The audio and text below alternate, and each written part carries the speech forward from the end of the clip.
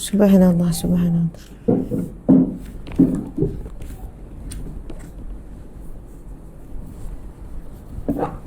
Subhanallah walhamdulillah wa la ilaha illallah wallahu akbar.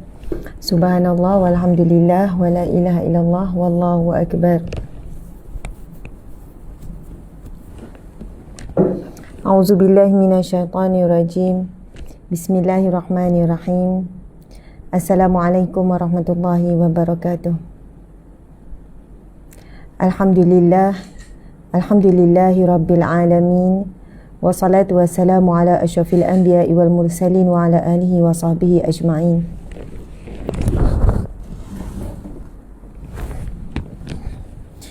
Alhamdulillah, muslimin-muslimat yang dihormati, yang dikasihi, semoga dalam rahmat Allah. Subhanallah. Assalamualaikum warahmatullahi sekali lagi. Assalamualaikum warahmatullahi wabarakatuh. Masya-Allah.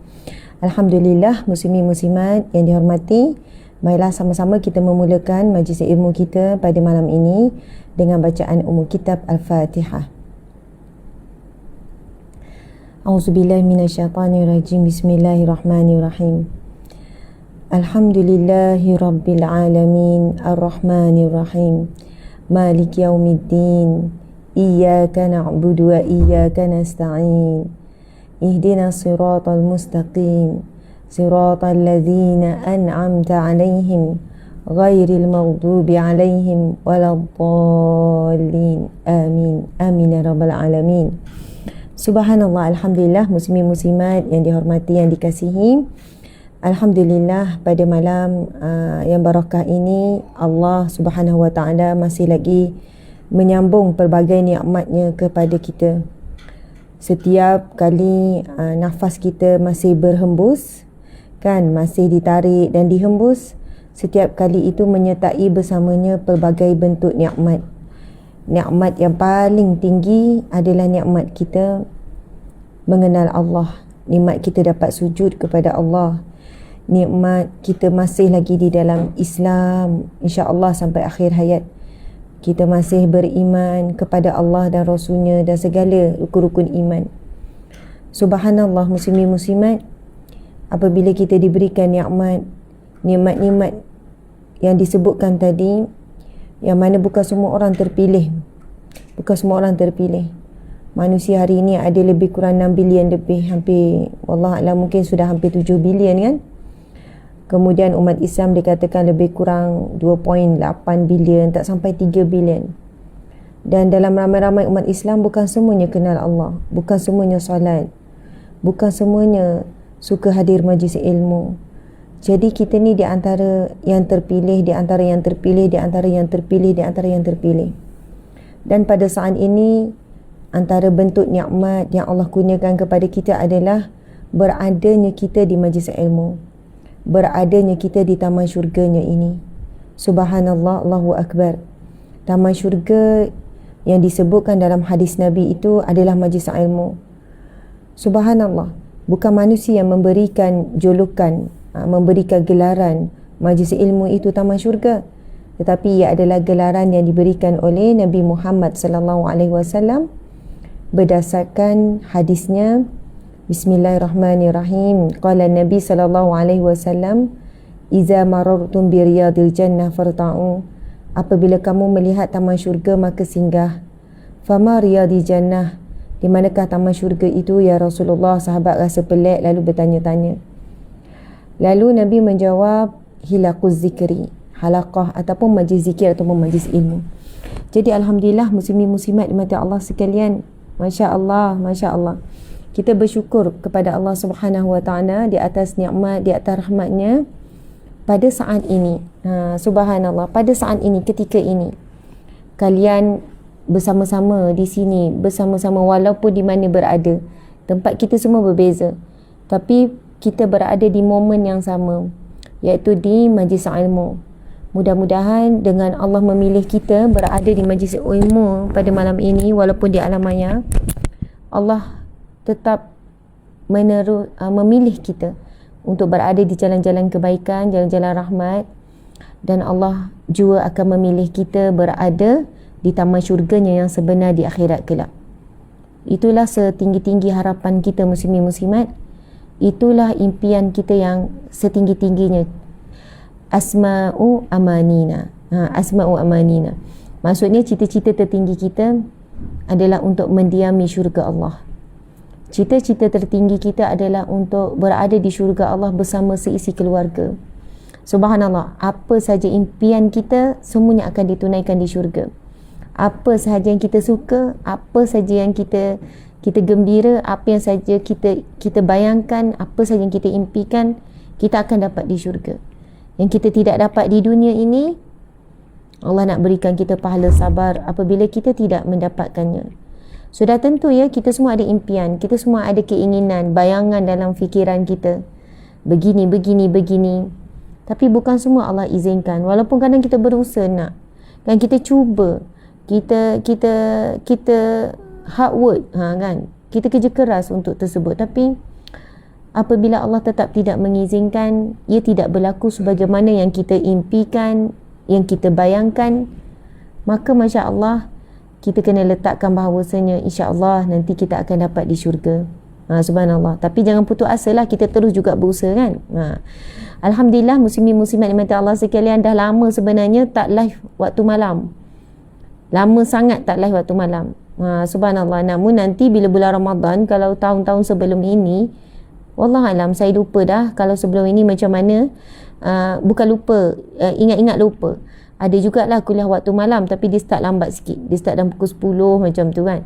Wallahualam tahun ni macam mana. Tapi dah lama tak kuliah waktu malam.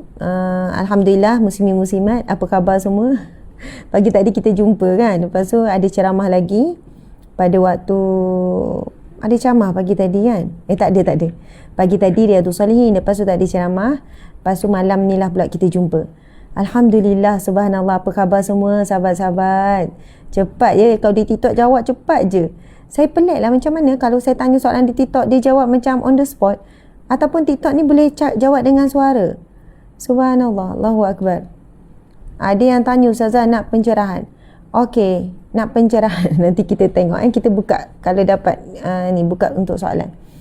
Alhamdulillah, sahabat-sahabat di FB, kita minta tim mungkin boleh buat makluman sikit di IG, kan, di IG mungkin sahabat-sahabat di IG buat seperti biasalah, seperti mana Ustazah selalu minta, tim mesti kena buat pengumuman di IG.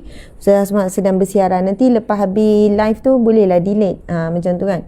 Tapi buat maklumat kena buat setiap kali kuliah, sebab kita tak buat di IG, jadi tolong buat makluman. Saya harap staff tim boleh respon ya permintaan saya ni. Jadi setiap kali kita kuliah kena buat pengumuman di IG. Okey. Sahabat-sahabat semua, alhamdulillah kita dah mula dengan Al-Fatihah. Dah makin ramai yang masuk, campur dua ni lebih kurang 2,000 lebih. Boleh ke minta sama-sama bantu untuk menyebarkan lagi kuliah kita malam ini, terutamanya di FB.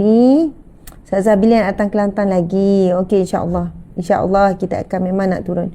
Okey, sahabat-sahabat di FB boleh tekan butang share supaya lebih ramai yang hadir. Alhamdulillah, subhanallah, terima kasih Encik Suami. Okey, sahabat-sahabat semua, insya-Allah, alhamdulillah, khabar baik. Ambo khabar baik. Baik. Alhamdulillah, sihat walafiat, subhanallah, alhamdulillah. Okey, sekarang dah pukul dan 9 suku lebih dah. Kita ni sampai pukul 10 je ni. Tengok. Kita tengoklah masa yang ada ya. Masya-Allah. Muslimin muslimat, tajuk kita pada malam ini adalah Hijrah Ramadan. Tolong jangan jemu ya dengan ceramah pasal Ramadan. Saya beberapa hari ni tajuk Ramadan je orang jemput, kan. Tapi harap-harap kita tak jemu lah ya. InsyaAllah kita cuba mengupas dari sudut yang berbeza pula malam ni. Dari sudut yang berbeza. Masya Allah, sebab mungkin ada orang dengar Ustazah ni semalam ulang benda yang sama, kemarin pun ulang benda yang sama.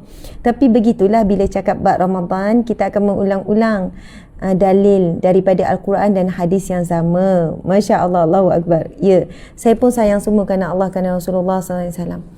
Okey, muslimin muslimat, tajuk malam ni adalah Hijrah Ramadan. Penganjur kita ialah Panitia Pendidikan Islam Prasekolah PPKI dan Surau Al-Husaini Sekolah Kebangsaan Pandai Indah. Masya Allah, Allahu Akbar. Tajuk kita ialah Hijrah Ramadan. Penganjur, pihak yang sangat istimewa, Panitia Pendidikan Islam Prasekolah. Panitia Pendidikan Islam Prasekolah, PPKI dan Surau Al-Husaini, Sekolah Kebangsaan Pandang Indah, SK Kebangsaan Pandang Indah. Masya Allah, pihak sekolah rupanya ya yang menjadi penganjur kita pada malam ini. Masya Allah, kerjasama dengan kerjasama dengan Surau Al-Husaini, Sekolah Kebangsaan Pandang Indah. Terima kasih banyak-banyak kepada guru besar Sekolah Kebangsaan Pandang Indah. Pandang Indah ni Kuala Lumpur kan? Betul tak Pandang Indah Kuala Lumpur ni? Subhanallah, terima kasih kerana menganjurkan majlis ilmu yang sangat baik. Terima kasih kepada Puan Roya binti Mat Said selaku guru besar Sekolah Kebangsaan Pandang Indah. Siapa duduk Pandang Indah ni angkat tangan? Ada tak orang Pandang Indah hadir juga ni? Subhanallah, lebih kurang dalam 3,200 yang hadir. Muslimin muslimat seterusnya ada Puan Nur Haslinda binti Haji Harabaini, penolong kanan 1. Kemudian Encik Hasri bin Harun, penolong kanan kurikulum. Encik Syed Nizam bin Syed Osman, penolong kanan hal ehwal murid. Terima kasih pada guru-guru, terima kasih pada guru besar, penolong kanan dan semua warga Sekolah Kebangsaan Pandang Indah SKPI. Masya Allah, Alhamdulillah, terima kasih. Jadi, ada lagi ni, Nur Azura Izwana Muhammad Najib, penolong kanan petang. Puan Nozila Abdul Rais, penolong kanan program pendidikan khas integrasi. Puan Nur Hayati Jaafar, ketua unit panitia pendidikan Islam. Guru-guru SKPI, barisan PIBG, Persatuan Ibu Bapa. Ibu bapa yang hadir sama malam ini, murid-murid SKPI, ada anak murid-murid tak? Ada pelajar-pelajar tak ni Sekolah Kebangsaan Pandang Indah? Ada hadir tak anak-anak? Subhanallah. Seterusnya buat muslimin muslimat yang hadir di alam maya pada saat ini. Subhanallah, Allahu Akbar. Muslimin muslimat dimati Allah sekalian, Masya Allah. Kita tinggal 2 hari sahaja lagi Ramadan. 2 hari. Hari ini hari Subhanallah, ini hari Khamis kan? Ini hari Khamis. Esok hari Khamis. Ya. Subhanallah. Subhanallah. Muslimin muslimat, hari ini hari Khamis. Malam ni malam Jumaat. Esok hari Jumaat. Malam ini adalah malam Jumaat yang terakhir bulan Sya'ban. Esok Jumaat yang terakhir Sya'ban. Subhanallah, Allahu Akbar. Lepas tu malam besok adalah malam last. Selepas itu hari Sabtu malam tu dah start tarawih. Sabtu malam dah start tarawih. Allahu Akbar. Tuan-puan, Masya Allah, macam mana ni? Apa dah persiapan kita buat nak sambut Ramadan ni? Boleh tak saya nak baca apa yang tuan-puan boleh tulis? Subhanallah. Ada soalan yang tadi sekejap. Masya Allah, Allahu Akbar. Sekejap. Sekarang kan trend buat duit di novel lah. Duit dari hasil tu halal ke? Yang lain boleh tolong jawab juga. Di novela. Kan trend buat duit di novela. Novela buat duit dari hasil tu halal ke? Buat novel, tulis novel. Kalau novel yang tak ke apa masuk? Ya, dah nak puasa. Subhanallah. Muslimin muslimat, Masya Allah. Di novel lah. Maksudnya di novel. Saya kena ni. Okey. Muslimin muslimat dimati-mati sekalian, boleh tuliskan tak dan saya nak baca. Apakah persiapan yang telah dilakukan untuk menghadapi Ramadan ni? Apa yang telah kita buat sekarang? Mungkin ada orang, Ustazah, saya dah ready dah telekom baru untuk sambut Ramadan ni. Saya tak sabar nak pergi ziarah daripada satu masjid ke satu masjid. Contoh. Ada orang bila Ramadan ni, muslimin muslimat, dia ambil peluang 30 malam di masjid yang berbeza. Masya Allah, Allahu Akbar. Sebab katanya kalau bulan-bulan yang lain, semangat ataupun motivasi nak buat begitu tak kuat sangat. Tapi sebab bila malam Ramadan, setelah 2 tahun kita tidak mengimarahkan masjid. Allahu Akbar, subhanallah, nikmatnya muslimin muslimat. Kami borak-borak, ialah saya dengan cik suami kan borak-borak. Kalau dulu bila nak buka puasa memang suka bawa anak-anak pergi masjid. Sebab ada banyak masjid sebelum pandemik yang menyediakan makan berbuka puasa. Jadi plan kami pada tahun ni pun sama. Nak berpindah daripada masjid ke masjid. Ada rezeki, jumpalah kita kat mana-mana masjid. Mungkin sekitar Melaka, mungkin sekitar Negeri Sembilan ialah, mungkin sekitar KL, Selangor, Bangi yang terdekat. Wallahualam, kotlah pergi jauh sikit, tengok suasana jugalah kan, sebab anak-anak bersekolah. Tapi ada orang yang subhanallah, muslimin-muslimat, kita menyambut dan kita mengimarahkan Ramadan pada kali ini dengan menghidupkan malam Ramadan di masjid, di rumah Allah. Mungkin ada yang tanya, Ustazah, kan pandemik, dah baru nak endemik. Wallahualam, bagi saya, Masya Allah, muslimin-muslimat, kita telah buat ikhtiar sehabis baik. Kan, kita ambil vaksin contohnya. Mungkin ada yang tidak ambil vaksin, dia ambil ikhtiar yang lain. Protection diri dengan makanan-makanan sunnah. Yang vaksin pun beramal juga dengan makanan sunnah. Kita dah baca doa. Lepas tu kita tengok suasana sekarang setelah border dibuka. Kan, dalam keadaan suasana yang hasil daripada penelitian pihak-pihak, telah pun memberikan kelonggaran di masjid.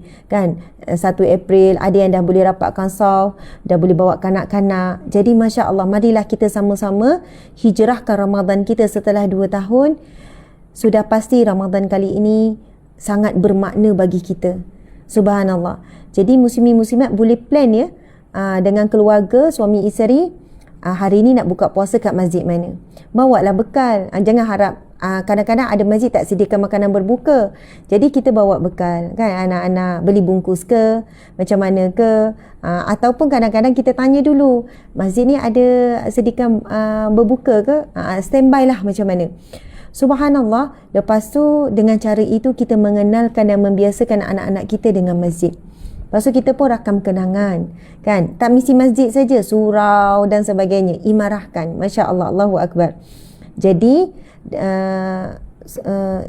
subhanallah, automatik ya, bila kita pergi masjid ni, dia boleh memberikan kita semangat untuk buat ibadah. Bila kita solat tarawih tu, kita akan rasa tarawih kita tak rasa penat lah, dengan bacaan-bacaan imam yang merdu dan sebagainya. Masya Allah. Okey, saya nak baca. Sorry ya, saya nak baca. Apakah persiapan yang kalian dah buat? Tadi kata nak baca. Ustazah kenal ke Ustazah Oki Sitiana Dewi? Kenal, mesti kenal Ustazah Oki. Ya, kenapa? Ada yang tanya soalan tu kan? Amin, amin, subhanallah. Kita jumpa kat Masjid Sisindayan Ustazah ya, insya-Allah. InsyaAllah akan pergi. Tu dalam listing lah tu, Masjid Sisindayan, Masjid Husin, surau-surau, surau Al-Qudwah. Saya merangkak ngaji. Waalaikumsalam daripada Singapura. Saya nak tanya macam mana saya nak hadapi dengan orang yang fitnah saya, dah beli makanan beku untuk sahur. Okey, ada yang kata dia mengumpulkan makanan sejuk beku, lauk sejuk beku untuk sahur. Bagi saya itu adalah good idea. Tuan-puan sekalian, bukan semua makanan sejuk beku tak elok. Saya pun rasa nak pergi cari jugalah makanan sejuk beku. Kadang-kadang tu dia macam ni ya. Ada orang bila bulan Ramadan, ini pun bab hijrah. Tadi saya sebut hijrah Ramadan kita kali ni, kita pergi masjid untuk solat isyak berjemaah. Mungkin maghrib sebab kita buka puasa, tapi kalau kita dapat datang awal, maghrib berjemaah di masjid, isyak berjemaah di masjid. Sebab muslimin-muslimat, qiyamul lail telah bermula daripada waktu maghrib. Kalau kita merujuk hadis Nabi SAW, man shoma Ramadan imanan wa ihtisaban ghufira lahu ma taqaddama min zambi, yang bermaksud barang siapa yang berpuasa pada siang hari Ramadan dengan penuh keimanan, keyakinan, ihtisaban, dengan menghitung, dengan menghisap diri, buat dengan terbaik, ghufira lahu ma taqaddama min zambi, akan diampunkan Allah dosa-dosa yang terdahulu. Yang kedua, hadis Nabi, juga hadis yang sahih, man qama Ramadan, barang siapa yang menghidupkan Ramadan. Sebab itu sebahagian ulama mengatakan pada siang hari Ramadan, ibadahnya adalah puasa itu sendiri. Puasa itself. Puasa itu sendiri. Tapi pada malam Ramadan pula didirikan man qama Ramadan, barang siapa yang mendiri menghidupkan malam Ramadan. Jadi Ramadan ini perlu dihidupkan siang dan juga malam. Siang dengan ibadah berpuasa. Dua tu yang sama, kita merutinkan ibadah-ibadah bekerja, ibadah kemas rumah, ibadah zikir, baca Quran dan sebagainya. Tapi pada malam hari, kita juga kena hidupkan malam Ramadan dengan ibadah. Subhanallah, yang biasa disebut pada waktu malam ialah qiyamul lail. Qiyamul lail. Apa maksud qiyamul lail? Qiyam maksudnya berdiri. Al-lail, malam. Qiyamul lail, mendirikan malam ataupun menghidupkan malam ataupun membangunkan malam. Qiyam tu pun bangun maksud dia. Qiyam, bangun. Jadi bila sebut qiyamul lail, membangunkan malam, menghidupkan malam, jadi dengan ibadah-ibadah. Bilakah waktu malam bermula? Maghrib sampai subuh. Jadi start solat maghrib, kemudian mungkinlah in between tu kita buka puasa apa semua kan. Lepas tu isyak. Lepas isyak kita dah mula tarawih. Jadi apa saja ibadah bermula daripada maghrib sampai ke subuh, semua itu dinamakan qiyamul lail, menghidupkan malam dengan amal ibadah. Okey, berbeza pula dengan tahajud. Tahajud syarat dia wajib tidur. Qiyamul lail tak wajib tidur. Menghidupkan malam dengan apa jua ibadah, bermula solat maghrib tu dah start dah ibadah malam. Qiyamul lail kita dah start daripada maghrib. Lepas qiyamul lail, maghrib, zikir, baca Quran, semua itu qiyamul lail. Subhanallah, Allahu Akbar. Jadi cuma tahajud saja ibadah yang mewajibkan, mensyaratkan kena tidur walaupun sekejap. Tidur 10 minit, bangun-bangun pukul 9.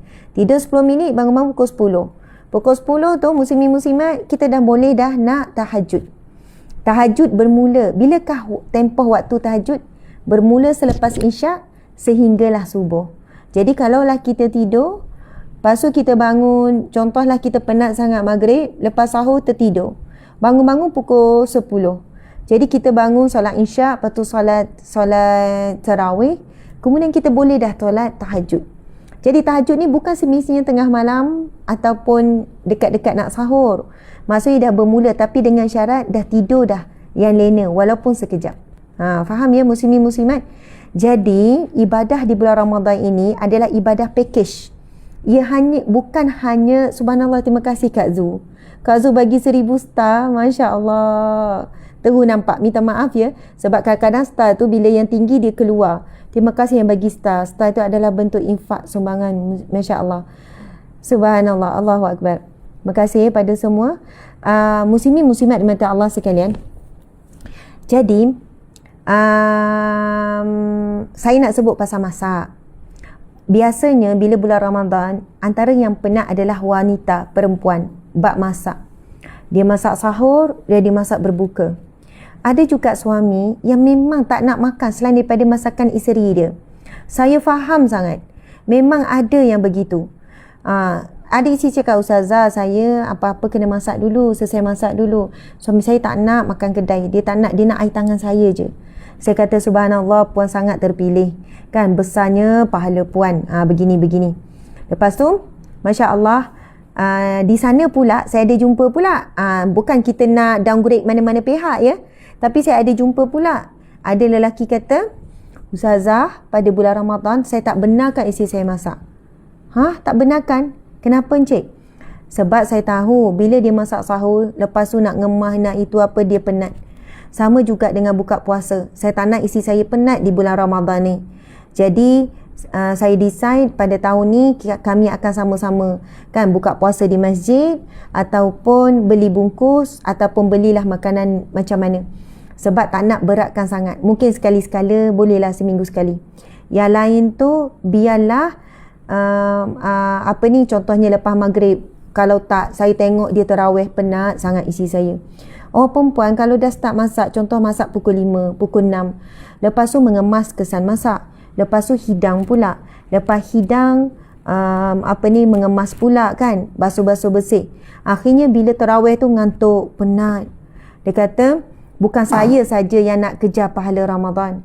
Saya juga berjuang, saya juga menjaga, memberi peluang, berjuang sama-sama dengan isteri untuk sebanyak mungkin memperbanyakkan baca Al-Quran dan mendapat keberkatan Ramadan sama-sama. Subhanallah. Maksud saya, dua-duanya okey muslimin muslimat. Cuma saya bagi idea saja. Kalau tanya saya, bulan Ramadan adalah bulan yang paling saya kurang masak. Tak malu ni saya ngaku. Memang tak malu. Hari ni buka puasa kat mana ya? Cari masjid, cari sekian-sekian. adalah kan berapa hari sekali, seminggu sekali, 2 kali kot masak, macam tu lah. Sebab apa? Dalam keadaan anak-anak, lepas tu nak fokus kepada supaya ada tenaga untuk melakukan ibadah. Tapi tadi ada yang tulis, dia buat persiapan, dia cari makanan sejuk beku. Saya nak cerita sikit pasal makanan sejuk beku ni, tuan-puan, muslimin-muslimat. Saya kerja dulu saya kerja JAKIM, kemudian saya dihantar bertugas ke Jabatan Agama Islam Negeri Sembilan. Ketika saya berhenti kerja, ketika saya resign, pada tahun 2017, saya berakhir sebagai jawatan terakhir saya pada 2017 adalah penolong pengarah bahagian halal, bahagian pengurusan halal.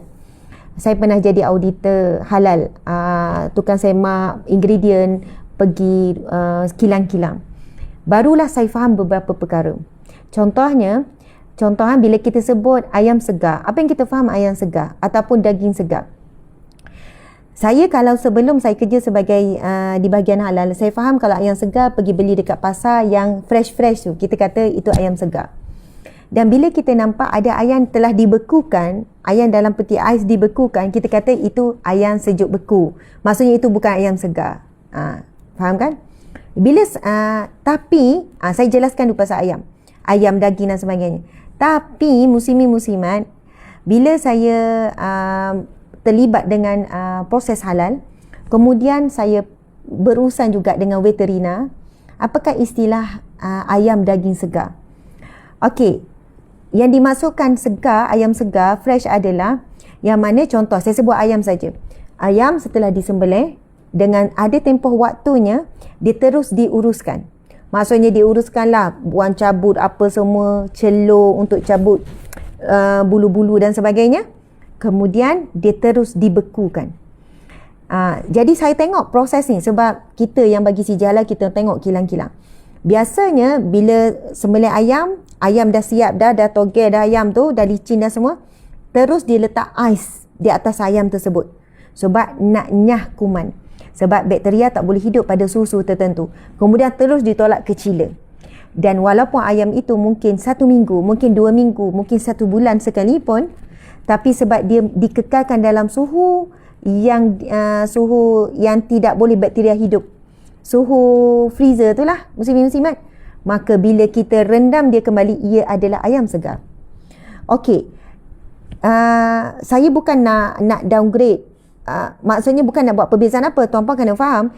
Contohnya, sekiranya kita pergi ke pasar, kemudian ayam itu telah terdedah lebih daripada 2 jam, 4 jam, sebenarnya dah ada bakteria E. coli telah pun pergi kepada ayam tersebut. Tapi insya-Allah bila kita masak, maka ayam matilah bakteria. Kalau tak cukup masak tak cukup kadar dia, itu yang boleh jadikan bakteria tu, maksudnya boleh jadi sakit perut dan sebagainya. Jadi tuan-puan sekalian, kadang-kadang yang terdedah lama melebihi itu, itulah istilahnya bukan segar.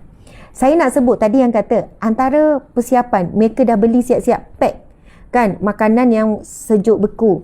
Sekarang ni banyak orang buat lauk yang dah siap sejuk beku. Untuk pengetahuan, bukan semua produk dia guna bahan pengawet. Ini yang perlu kita faham. Mungkinlah sebab saya excited bila saya tahu.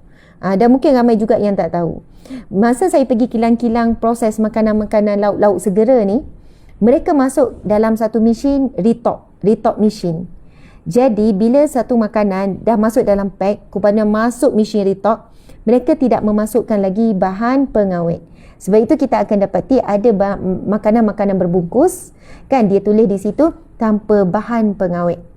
Jadi sekiranya bagi ibu ayah merancang untuk Ramadan kali ini untuk mengurangkan kan masa di dapur, subhanallah, dan menjimatkan tenaga supaya lebih tenaga untuk ibadah, kan, target untuk khatam Al-Quran 1 kali ataupun 2 kali, target sekian-sekian, maka antara cadangan yang baik juga adalah membeli makanan segera sejuk beku.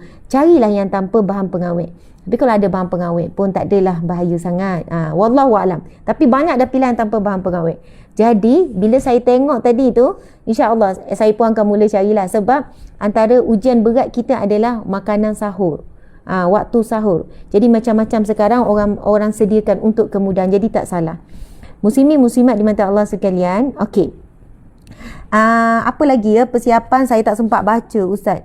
Apa lagi persiapan yang telah dibuat untuk Ramadan ni? Masya Allah, Allahu Akbar. Muslimin-muslimat, saya tak dapat baca ni di FB ni. Saya dah mula tadarus awal sebab azam nak khatam on time. Pahala tarawih wanita di rumah. Okay, that's good. Memang soalan yang sangat bagus. Sekarang saya nak jawab. Kita nak kupas. Persoalan mana lebih afdal? Wanita solat tarawih di rumah atau di masjid? Mana lebih afdal? Dan adakah sama Ustazah pahalanya solat tarawih ni seorang ke ataupun berjemaah? Ini soalan yang sangat bagus ditanya. Kita akan jawab, muslimin-muslimat. Pertama, Masya Allah, muslimin-muslimat. Kejap, bagi saya masa sekejap.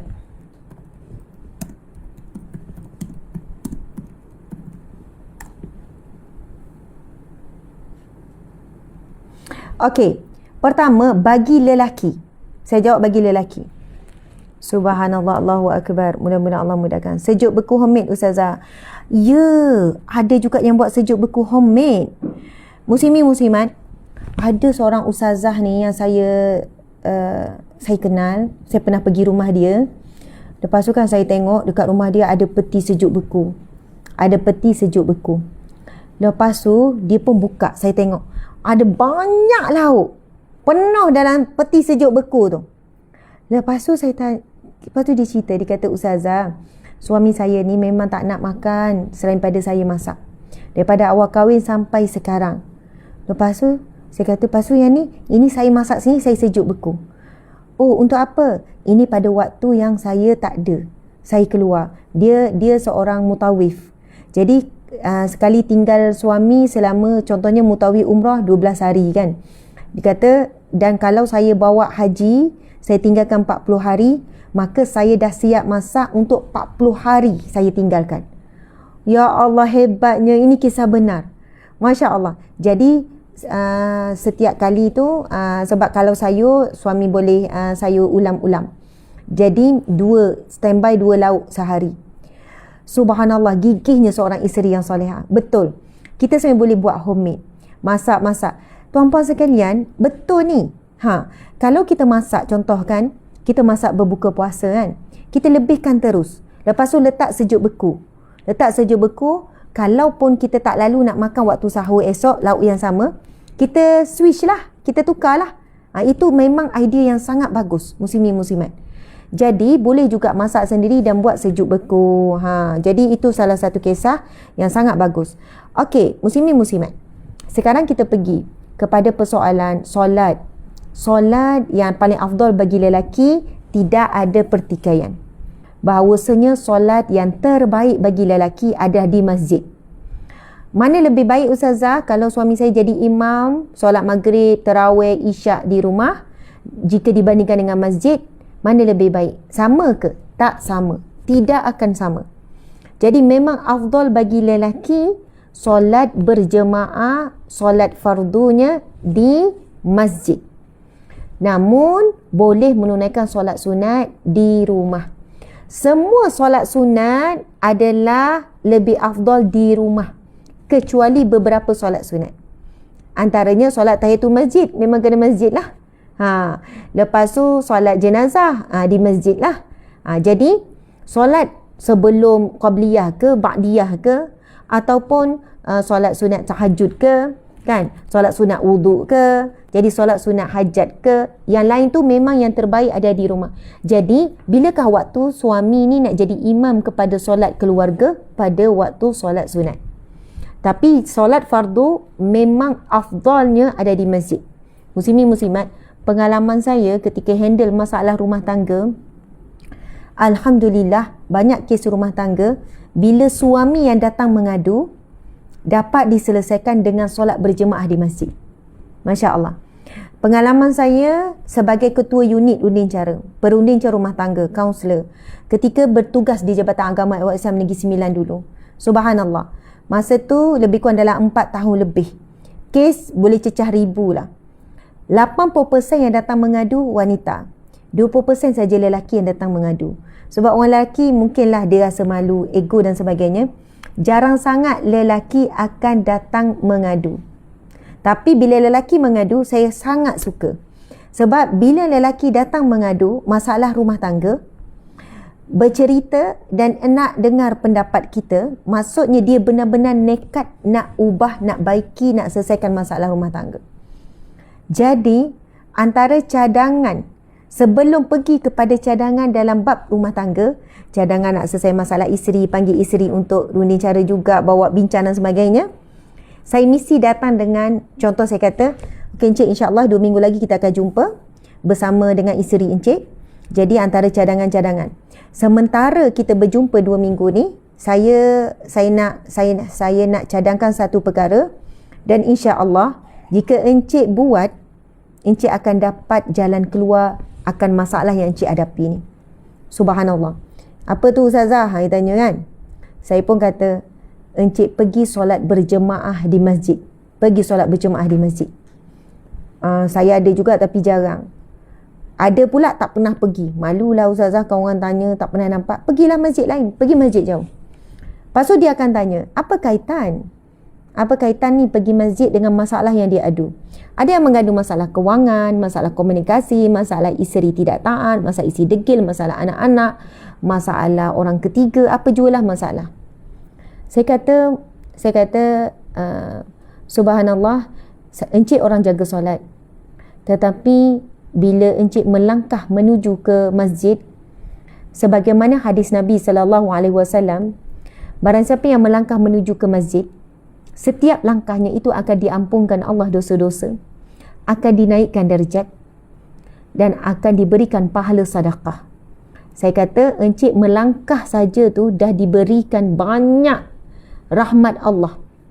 Dan bila Encik duduk di dalam masjid, hadis Nabi yang lain pula, Nabi bersabda, apabila seseorang berdiam di rumah Allah, iktikaf, duduk di masjid, kan, masuk, duduk, sembah tunggu maghrib isyak, sepanjang masa duduk di masjid, selagi mana tidak melakukan dosa, akan didoakan oleh para malaikat. Apa doa para malaikat kepada orang yang duduk di masjid, iktikaf di masjid? Allahumma ufillahu warhamhu wa'afihi wa'fu anhu. Allahumma ufillahu warhamhu wa tub alaihi. 3 tu. Ya Allah, ampunilah dia, rahmatilah dia, dan terimalah taubatnya. Rahmatilah dia tu boleh membawa maksud, subhanallah, ramai pula di TikTok malam ni 1.7K campur ni dalam 4.7K. Subhanallah. Bila sebut rahmat, Encik faham tak maksud rahmat? Saya tanya. Rahmat ni maksudnya pertolongan, jalan keluar, perlindungan, idea, apa saja, pintu-pintu Allah buka. Jadi itu belum cerita kelebihan solat berjemaah di masjid, sehingga kan Nabi pernah nak bakar. Kan, bila Nabi tahu ada di kalangan orang yang duduk dekat dengan Masjid Nabawi, lelaki tapi tidak menunaikan solat di masjid, apa yang Nabi kata? Nabi suruh kumpul kayu api macam nak bakar rumah orang tu. Dan dalam satu hadis yang lain menyebutkan berkenaan dengan solat fardu di masjid. Solat fardu ni bukan solat sunat ni. Subhanallah, sehingga Nabi kata tidak diterima solat orang yang duduk dekat dengan masjid ataupun surau, tetapi tidak menunaikan di masjid ataupun surau. Maksudnya bukan solat tak sah, soalnya macam solat tu tidak ada nilai.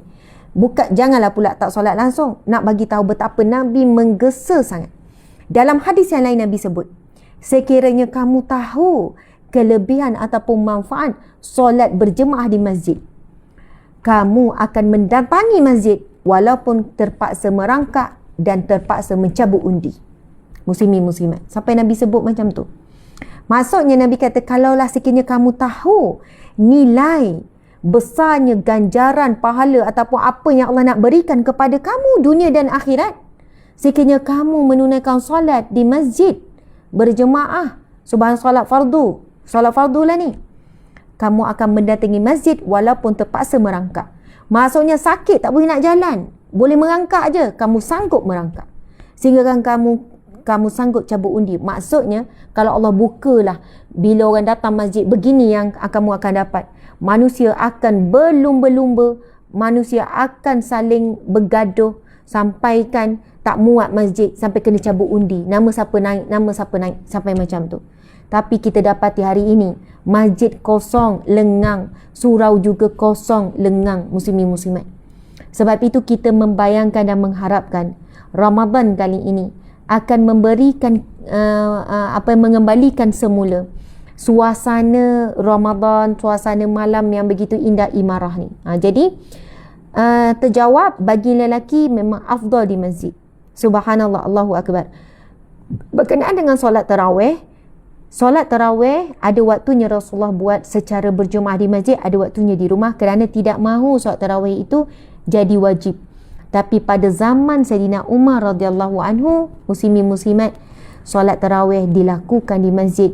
Bahkan Sayyidina Umar melantik qori-qori yang mempunyai bacaan yang indah dan baik, paling utama baik, maka semakin ramai, maksudnya orang semakin ramai meriah imarah masjid sebagai satu tarikan dan menghidupkan malam dengan penuh motivasi.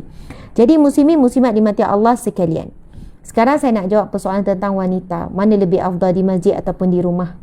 Okey, untuk menjawab persoalan ini saya membuka page laman rasmi Mufti Wilayah Persekutuan.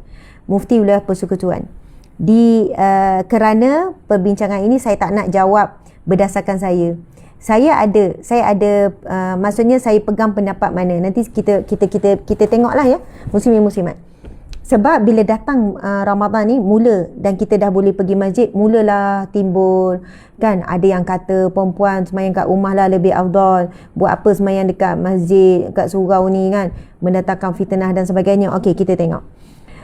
Subhanallah, berkenaan dengan isu ini terdapat beberapa hadis yang boleh dirujuk bagi menerangkan perbincangan terhadap masalah ini. Antaranya adalah hadis yang diriwayatkan oleh Ibnu Mas'ud yang menyatakan bahawa Nabi SAW bersabda, subhanallah, solat seorang wanita di rumahnya adalah lebih baik daripada solat di halaman rumahnya, dan solat di bilik tidur ataupun persendirian adalah lebih baik daripada solat di rumahnya. Begitu juga ada hadis yang diriwayatkan oleh Imam Ahmad bin Humaid. Maksudnya, wahai Rasulullah, sesungguhnya aku suka solat bersamamu. Baginda menjawab, sungguh aku mengetahui bahawa engkau suka menunaikan solat bersamaku. Akan tetapi solatmu di bilik tidurmu adalah lebih baik dibandingkan solatmu di bilikmu, dan solatmu di bilikmu adalah lebih baik dibandingkan solatmu di rumahmu, dan solatmu di rumahmu adalah lebih baik dibandingkan solatmu di masjid kaummu, dan solatmu di masjid kaummu lebih baik dibandingkan solatmu di masjidku. Kemudian Humaid meminta didirikan masjid tempat solat di tempat paling tersorot dan paling gelap. Okey, subhanallah, Allahu Akbar. Jadi kedua-dua hadis tersebut menunjukkan bahawa tempat yang terbaik bagi seorang wanita untuk menunaikan solat adalah di rumah. Maka jelas menuntut hadis ini tidak berdosa jika wanita tersebut memilih untuk solat di rumah sahaja. Okey, dengar dulu ya muslimin muslimat perbincangan ni, sebab dibawakan kedua-dua pandangan, dua-dua pendapat. Subhanallah, Allahu Akbar. Di sana ada sabda Nabi SAW, salatul jamaah tafdulu salatul fajri bi 27 darajah. Solat berjemaah itu lebih afdal daripada sembahyang bersendirian dengan 27 kali ganda. Hadis sahih riwayat Bukhari. Subhanallah, Allahu Akbar. Walau bagaimanapun adalah makruh bagi seorang wanita. Okey, kalau kita tengok muslimin muslimat, okey, ada perbincangan sekejap. Masya-Allah, okey.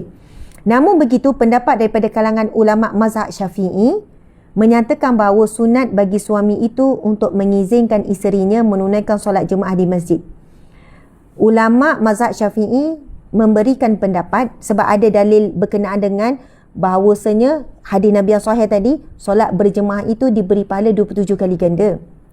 Jadi di kalangan ulama mazhab Syafi'i menyebutkan sunat bagi seorang suami mengizinkan isterinya menunaikan solat jemaah di masjid, seperti mana dinyatakan oleh Imam Nawawi, yastahabbu li zawji, sunat bagi suami mengizinkan isterinya untuk hadir berjemaah di masjid. Maksudnya bukan harus, sunat, diberi pahala. Dituntut bagi seorang suami mengizinkan isteri untuk menunaikan solat di masjid. Begitu juga hadis diriwayatkan oleh Ibnu Umar, Nabi SAW bersabda, jangan kamu melarang, la tamna'u ima Allahi masajidallahi walakin la yakhrujunna wa hunna tiflat. Janganlah kamu melarang hamba-hamba Allah dari kalangan wanita untuk pergi ke masjid, tetapi mereka boleh keluar dalam keadaan tidak memakai wangi-wangian. Subhanallah. Sebab berlaku ya, seketika ini sebenarnya isteri Sayyidina Umar pergi mengadu kepada Rasulullah sebab Sayyidina Umar cemburu tak bagi dia pergi masjid. Kemudian Rasulullah pun berkata, janganlah kamu melarang hamba-hamba Allah di kalangan wanita untuk pergi ke masjid. Mereka boleh keluar dalam keadaan tidak memakai wangi-wangian. Masya Allah. Jadi dah jelas muslimin muslimat, tidak ada larangan. Bahkan sunat dituntut bagi seorang suami mengizinkan dan membawa isterinya sekali pergi ke masjid. Subhanallah, tanpa sekali. Saya sebagai wanita, nanti dulu. Kita tengok dulu sampai habis. Pasal wangi-wangian ni, saya juga nak beri peringatan. Kan? Peringatan kepada penjual minyak wangi. Penjual minyak wangi. Okey. Sebab hadis Nabi ni sebut pasal wangian. Hukum wanita pakai minyak wangi. Okey. Muslimin muslimat dimati Allah sekalian. Masya Allah. Hukum wanita memakai minyak wangi, perfume atau apa saja, hukumnya harus. Harus, boleh. Tetapi ia boleh jatuh makruh, boleh jatuh haram. Macam itulah ya perubahannya. Tapi dapat pahala lah bila pakai berwangi-wangian dengan suami dan sebagainya. Muslimin muslimat dimati Allah sekalian. Dalam satu hadis Nabi, hadis Hasan, Nabi SAW bersabda, mana-mana perempuan yang mengenakan wangian dan berjalan melewati kaum lelaki, maksud melewati manusia lah, dan didapati bau darinya, maka perempuan itu adalah penzina. Seolahnya perempuan penzina. Dosa yang besar, maksudnya hukumnya adalah haram. Kita tengok seterusnya. Imam Al-Munawi rahimahullah menyebutkan, perempuan jika mengenakan wangian lalu melewati satu majlis yang ada padanya lelaki, maka ia mampu menaikkan syahwat lelaki dan mendorong untuk memandang ke arahnya. Maka setiap yang memandang ke arahnya, maka matanya telah melakukan zina. Perempuan itu mendapat dosa kerana telah memancing pandangan ke arahnya dan menjadikan hati lelaki tidak tenang. Makanya ia adalah sebab berlakunya zina mata dan ia termasuk penzina. Subhanallah, Allahu Akbar. Seterusnya Nabi SAW bersabda, mana-mana wanita yang mengenakan wangian kemudian keluar menuju ke masjid, tidak diterima solatnya sehinggalah dia mandi bagi menghilangkan bau wangi tersebut. Tapi itu adalah hadis yang dhaif. Saya dapati memang ramai yang jual minyak wangi. Tidak ada masalah jual minyak wangi. Namun cara menjual ataupun cara iklan tu yang salah. Sama ada artis ke, sama ada influencer ke, sama ada founder ke, sama ada dealer ke, siapa sahaja. Saya tengok banyak sangat yang buat iklan, soalannya bila pakai minyak wangi, orang lelaki pun cium. Tertarik, jatuh cinta, adore, macam-macam lah kan. Soalannya menggambarkan, okey, dengan minyak wangi tu sekian-sekian. Saya ni bila sebut ni terbayang beberapa founder-founder, artis-artis yang adalah jual minyak wangi. Kan main lagi ya, minyak wangi tu ditunjuk-tunjuk, lepas tu keluar daripada rumah. Subhanallah, Allahu Akbar. Kan, lepas tu orang lalu bau. Sangat-sangat bertentangan dengan hadis Nabi. Sangat-sangat bertentangan dengan larangan Nabi. Kita mempromosikan sesuatu yang Nabi larang. Subhanallah. Ustazah, tak boleh pakai langsung? Boleh. Kita pakai minyak wangi sekadar untuk menghilangkan bau busuk ataupun bau yang tidak menyenangkan. Kita boleh tanya orang sebelah, bau ke? Ada bau ke? Maksudnya, bau tak perfume saya? Bau tak minyak wangi saya? Kalau orang sebelah kata, tak adalah, biasa je. Okeylah tu. Maksudnya kita boleh teruskan. Maksudnya ada minyak wangi yang dia tak kuat. Dia hanya sekadar untuk keselesaan diri kita saja. Tapi ada minyak wangi yang memang kuat dan dia boleh menusuk. Saya dah test soalan ni kepada ramai kelompok lelaki. Dulu saya selalu ceramah kursus kahwin. Saya tanya orang muda, kan kalau perempuan wangi melintas, kamu rasa macam mana? Oi ustazah, tak tahulah nak cakap apa. Tapi kalau lelaki normal memang tertarik. Kalau lelaki normal memang terganggu. Lelaki normal dia boleh fikir bukan-bukan. Dia bayangkan yang bukan-bukan. Sebab itu Nabi tegur, boleh wanita pergi ke masjid tapi jangan pakai minyak wangi. Muslimin muslimat, kalau kita kata masjid ni nak elak fitnah, perempuan tak pergi masjid elak fitnah, fitnah yang lebih besar bukan di masjid. Fitnah yang lebih besar adalah selain daripada masjid. Fitnah yang paling besar adalah di tempat mandi-manda. Itu fitnah paling besar bagi wanita. Wanita mandi-manda di khalayak ramai, di sungai, air terjun, di kolam-kolam mandi di hotel, di waterpark, subhanallah, di mana-mana saya di laut. Itu fitnah yang lebih besar. Tak timbul pula persoalan, tak cakap pula janganlah fitnah. Walaupun kita pakai swimming suit sekalipun, ia tetap melekat, nampak bentuk badan dan sebagainya. Jadi kecuali anda memang betul-betul kan boleh betul-betul dalam keadaan entahlah pakai macam mana tak terbentuk. Jadi itu lebih fitnah lebih besar. Fitnah lebih besar di mana lagi? Shopping kompleks. Di sana wanita-wanita banyak dedah aurat. Subhanallah, patutnya bincang apa hukum wanita pergi shopping kompleks, lelaki pergi shopping kompleks kan. Subhanallah. Jadi jangan nak beratkan bagi wanita yang nak solat di masjid. Kita tahu pintu masuk berbeza. Kita tahu wanita-wanita pergi masjid kebanyakannya dalam keadaan terjaga dan menutup aurat. Dan lelaki yang pergi masjid juga lelaki-lelaki yang baik. Masya Allah. Jadi sebenarnya tempat yang paling kurang fitnah ada di masjid. Subhanallah. Kerana itu bila kita bincangkan tentang apakah hukum, saya nak pergi kepada kesimpulan. Ada lagi ni pendapat-pendapat ulama ni. Okey. Kesimpulan, rumah adalah tempat terbaik bagi wanita untuk bersolat, akan tetapi tidak menjadi kesalahan untuk mereka menunaikan solat secara berjemaah di masjid. Kami berpandangan bahawa sunat dan digalakkan. Subhanallah, kesimpulan daripada perbincangan alim ulama, sunat dan digalakkan bagi seorang wanita atau isteri itu untuk menunaikan solat di masjid atau surau dengan syarat mendapat izin suami, menjaga aurat, tidak berhiayah tabaruj, tidak memakai wangi-wangian, tiada pencampuran lelaki dan perempuan, serta segera pulang setelah selesai solat.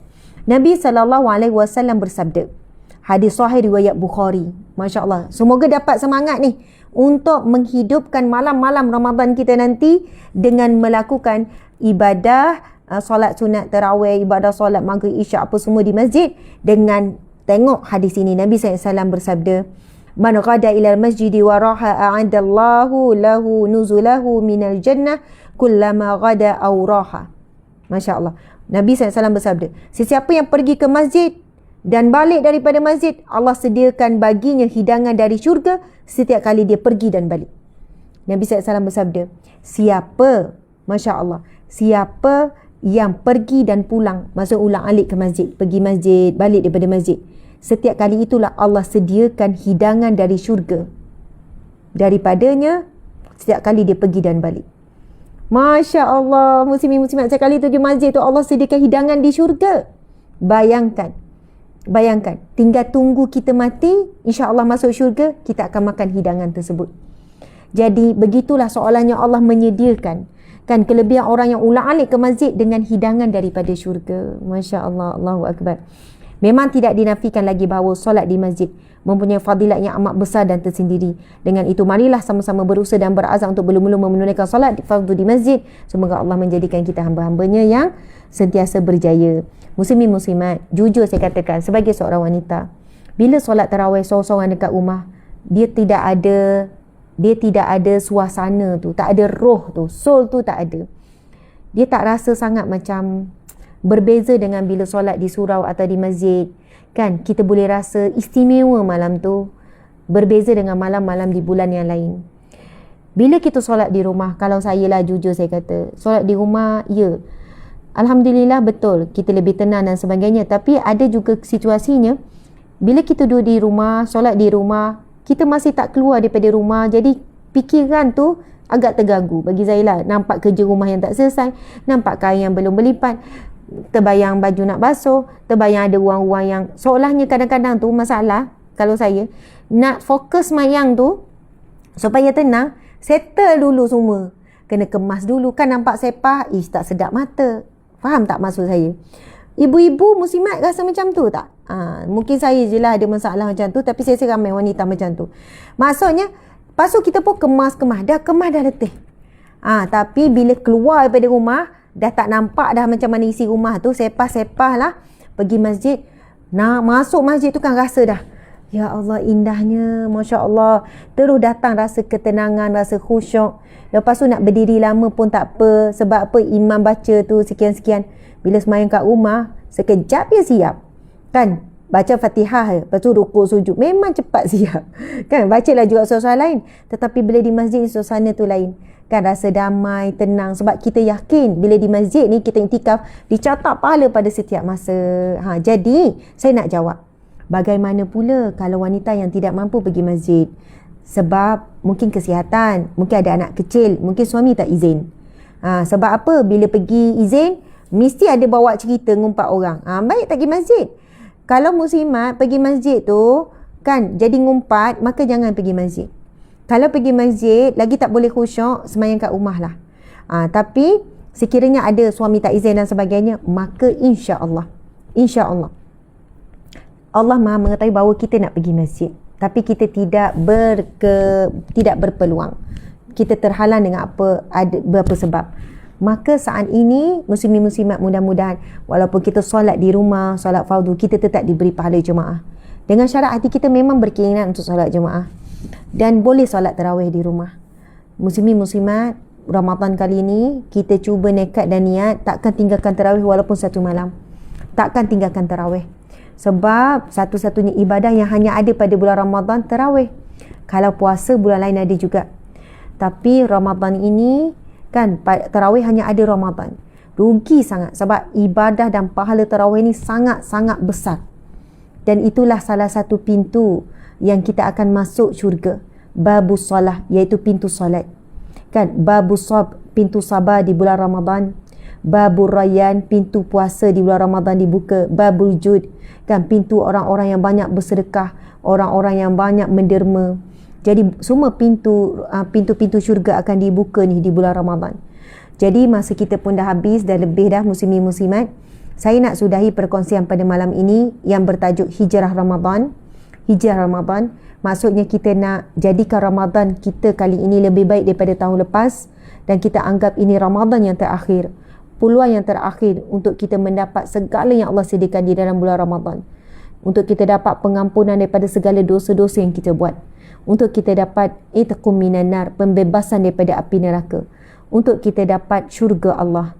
Jadi insya-Allah pada Ramadan yang akan datang 2 hari lagi ini, muslimin muslimat, kita cuba sedaya upaya untuk siangnya dengan ibadah khusus siang, pada malamnya ibadah khusus malamnya. Subhanallah, mudah-mudahan dengan itu la'allakum tattaqun, kita akan dapat takwa. Sebagaimana firman Allah Subhanahu wa taala, ya ayyuhallazina amanu, wahai orang-orang yang beriman, kutiba alaikumusiyam, diwajibkan ke atas kamu berpuasa. Kama kutiba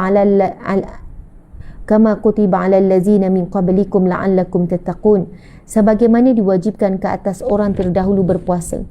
Mudah-mudahan kamu menjadi orang yang bertakwa. Muslimin muslimat, kita Muslim, maksudnya orang Islam. Orang Islam ada rukun Islam dia lah. Rukun Islam apa? Baru kita ni boleh declare kita sebagai Muslim. Kita ucap syahadah, kita solat, kita puasa, kita bayar zakat, dan kita menunaikan haji jika mampu. Maka kita boleh declare, I am a Muslim. Kita adalah Muslim. Tetapi tak cukup Muslim. Tak cukup dengan Muslim boleh jamin syurga. Kita kena jadi mukmin, orang mukmin. Jadi ada 7 syarat untuk jadi orang beriman. Iman kepada Allah, iman kepada malaikat, beriman kepada Al-Quran ataupun kitab, beriman kepada Nabi, beriman kepada hari kiamat, dan beriman kepada qada dan qadar. Alhamdulillah kita diberi gelaran mukmin, orang yang beriman, orang yang percaya dan yakin. Subhanallah. Namun belum menjamin kita selamat daripada api neraka. Betul, dengan ada iman insya-Allah masuk syurga, tapi tidak menjamin selamat daripada api neraka. Namun bagi orang yang bertakwa, dia dapat jaminan syurga dan diharamkan baginya neraka. Sebab itu kita sangat memerlukan bulan Ramadan ini. Kerana firman Allah yang kita bacakan tadi, diwajibkan ke atas kamu berpuasa sebagaimana umat terdahulu berpuasa, la'allakum tattaqun. Allah mulakan, wahai orang-orang yang beriman, kamu puasa sebagaimana orang terdahulu berpuasa. Mudah-mudahan kamu dapat takwa. Maksudnya takwa ini darjat lebih tinggi daripada beriman. Sebab dengan takwa kita dapat jaminan syurga, dapat haram neraka, bebas daripada api neraka. Dan bagaimana kita nak dapat darjat takwa? Allah sediakan bulan Ramadan. Kalau kita panggil fast track. Kita berjuang, mungkin kita berjuang 20 tahun, 30 tahun untuk dapat takwa, sangat susah. Allah tahu kita sangat lemah. Nafsunya, bisikan syaitannya, cintakan dunianya, cintakan diri sendirinya, malasnya, banyak maksiatnya. Lalu Allah berikan kepada kita laluan express ataupun fast track. Kan, laluan ekspres ni, kalau betul-betul lah kamu sungguh-sungguh lah hidupkan Ramadan ni, la'allakum tattaqun, kamu akan dapat takwa. Itu di antara misi kita, kan? Misi kita di bulan Ramadan ada berapa misi? Untuk dapat takwa, untuk dapat pengampunan Allah. Dan setiap malam Ramadan, Allah akan padam nama-nama ahli neraka. Allah akan tambah catatan bakal ahli syurga. Jadi kita mengharapkan insya-Allah dengan Ramadan yang akan datang ini, Allah akan mencatat nama kita menjadi sebahagian daripada ahli syurga Allah Subhanahu Wa Taala. Jadi sebab itu perjuangan di bulan Ramadan ini ada the real battle, the real peperangan. Subhanallah. Lawan sungguh hawa nafsu, penat puasa, nak tidur, lapar. Lawan. Sebab insya-Allah kalau kita berjaya lawan, kita berjaya menang di bulan Ramadan ini, kita akan jadi benar-benar orang yang kuat selepas Ramadan. Kuat, datang ujian kuat, tenang, kan, bersemangat selalu. Allah beri, subhanallah, muslimin-muslimat, bulan Ramadan ni bulan yang Allah makbulkan doa. Tidak tertolak doa orang yang berpuasa. Antara waktu mustajab doa, waktu buka puasa. Fokus, minta apa yang kita nak. Kita boleh minta apa yang kita nak di bahagian dunia dan juga akhirat. Nak minta bahagian dunia, boleh. Nak minta suami baik ke, isteri baik ke, nak dapat rezeki barakah melimpah ruah ke, nak dapat kereta baik ke, nak dapat rumah impian ke, nak anak begini. Fokus betul-betul. Yakin bahawasanya Allah akan menunaikan janjinya bagi memakbulkan hamba-hamba, doa hambanya dengan syarat kita mentaati Allah, kita meninggal larangan Allah dan kita yakin dengan Allah. Alhamdulillah, muslimin muslimat, Masya Allah, mudah-mudahan dapat manfaat perkongsian pada malam ini. Malam kedua terakhir, malam besok malam terakhir sebelum masuk malam seterusnya, dah mulalah kita akan menunaikan solat tarawih. Masya Allah, ahlan wa sahlan, marhaban ya Ramadan, marhaban ya Ramadan. Ustaz, nasyid sikit Ustaz. Marhaban ya Ramadan. Ustaz, nasyid sikit. Macam tadi. Sekejap lah. Okey tadi tu. Marilah Ustaz sekejap. Jomlah Ustaz. Raikan. Ini malam last ni. Malam Ustaz tak ada ceramah ni. Siapa nak dengar Ustaz nasyid sikit? Macam tadi Ustaz. Cepatlah Ustaz. Encik suami duduk sebelah Dan ni Boleh, okey lah tu. Okey, InsyaAllah. Sama-sama ya, muslim-muslimat, nasyid Ramadan sikit. Kebetulan sama pula, kita tak plan tau. Encik sini sikit, rapat sikit dengan saya. Ni tak nampak. Okey, Encik. Memang jauh Okey, saya kena dekat sikit. Okey. Cik kena masuk sini. Tengok. Gitu. Okey. Assalamualaikum semua. Sikit-sikit dah. Tak reti ke dah. Sini sikit. Gitu. Sebab ni dia, yang ni lurus. Yang Facebook memang okey. Okey, Encik sila. Okay, salam Ramadan semua, insya-Allah. Tak lama lah bangkitkan semangat sikit. InsyaAllah. Takbir. Allahu Akbar.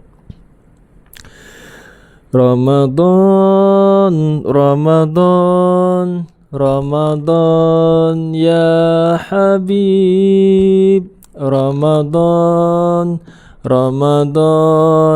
laitaka dauman qarib. Itu insya-Allah dia. Masya-Allah. Bahasa Melayu lah pula. Pulak. Ada bahasa Melayu? Tak reti. Macam mana tu? Ramadan tiba. Ramadan tiba. Inilah mampai. Subhanallah, betul lagu tu. Buka sekejap. Ku mengharapkan Ramadan kali ini. Ustaz. Susah jadi penyanyi pula Ustaz lah. Subhanallah. Saja ni kita buat pengisi, bukan, maksudnya sama-sama sahabat-sahabat nak membangkitkan rasa. Ku mengharapkan Ramadan. Okey. Okey. Ustaz, kita tak boleh ni, kalau tak nanti dia jadi, Ustaz faham kan? Nanti dia akan jadi, encik suami faham kan? Nanti dia jadi diberi warning. Jadi tak boleh gunakan ni. Tapi kita boleh ni. Okey, jom.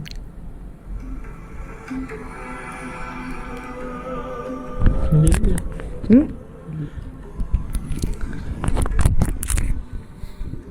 ni harapan Ramadan. Gitu ada. Cepat Ustaz. Kali ini penuh makna agar dapat ku lalui dengan sempurna selangkah demi selangkah. Setahun sudah pun berlalu, masa yang pantas berlalu hingga tak terasa pun berada di bulan Ramadan semula. Saya tak boleh dah, saya puan sikit lagi. Kali ini penuh makna agar dapat ku lalui dengan sempurna.